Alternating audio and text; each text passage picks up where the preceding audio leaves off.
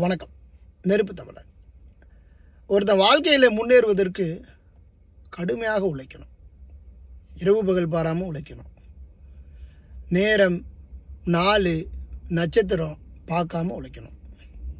நல்லது கெட்டது இது எல்லாம் கண்டுக்காமல் உழைக்கணும்.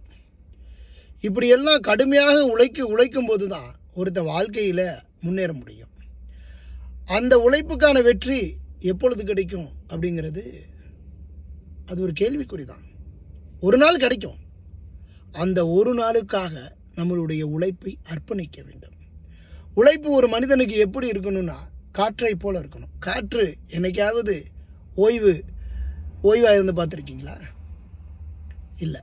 அதுபோல் ஒவ்வொருவனுடைய உழைப்பும் இருந்தால் 100% அது வெற்றியாகும். அந்த வெற்றி 100% கிடைக்கும்.